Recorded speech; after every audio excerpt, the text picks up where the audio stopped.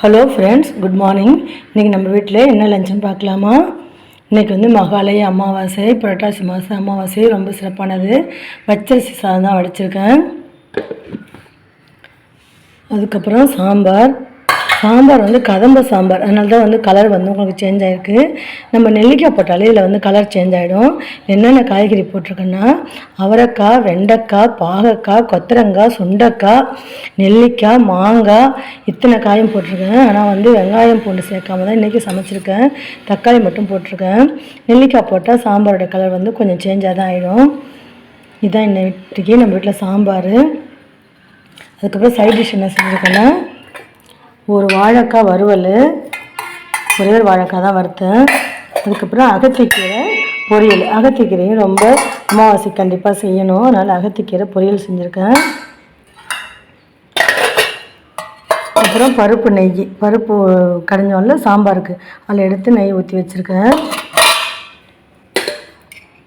அப்புறம் வந்து பருப்பு ரசம் வச்சுருக்கேன். ரசத்துலையுமே பூண்டு போடல.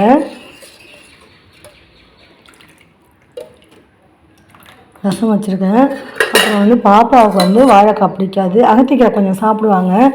அவங்களுக்கு ஒரே ஒரு முருங்கைக்காய் வந்து பொரியல் பண்ணியிருக்கேன். நேற்று சாம்பாரா இன்றைக்கி சாம்பாரான்னு கேட்டாங்க. இவங்க இந்த கிரேவியாக பண்ணேன். இந்த கிரேவியை போட்டு பசிச்சு சாப்பிடுவாங்க, இல்லைன்னா ரசம் ஊற்றி சாப்பிடுவாங்க. அவங்களுக்கு மட்டும் ஒரே ஒரு பொரியல் பண்ணியிருக்கேன். முருங்கைக்காய் வீட்டில் இருக்காங்கல்ல, சரி முருங்கைக்காய் சாப்பிட்டு அவங்க பிடிச்சது கொடுப்போன்னு சொல்லி கொடுத்துருக்கேன். அதுக்கப்புறம் நான் வந்து எப்பயுமே அமாவாசைக்கு வடை பாயசம்லாம் செய்ய மாட்டேன். ஏன்னு கேட்டிங்கன்னா ஸ்கூல் டேஸில் தான் வந்ததுன்னா என்னால் செய்ய முடியாது அவ்வளோ சீக்கிரம். இன்றைக்கி வந்து வீட்டில் இருக்காங்களேன்னு சொல்லிட்டு வடை செஞ்சுருக்கேன்.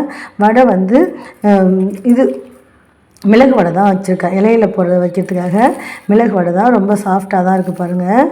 மிளகு பொடி பண்ணி போட்டு வடை செஞ்சுருக்கேன். மாவு வந்து எடுத்து வச்சுருக்கேன். பசங்களுக்கு வந்து வெங்காயம், கருவேப்பிலை, கொத்தமல்லாம் போட்டு செஞ்சு தரலாம் ஈவினிங்னு சொல்லிட்டு மாவு எடுத்து வச்சுட்டு ஒரு 4-5 வடை தான் வந்து மிளகு போட்டு செஞ்சுருக்கேன். இதுதான் இன்றைக்கி நம்ம வீட்டில் லஞ்சு. இந்த லஞ்சு வந்து உங்களுக்கு பிடிச்சிருந்தா லைக் பண்ணுங்கள், ஷேர் பண்ணுங்கள், கமெண்ட்ஸ் பண்ணுங்கள். ப்ளீஸ் என் சேனலை சப்ஸ்கிரைப் பண்ணுங்கள்.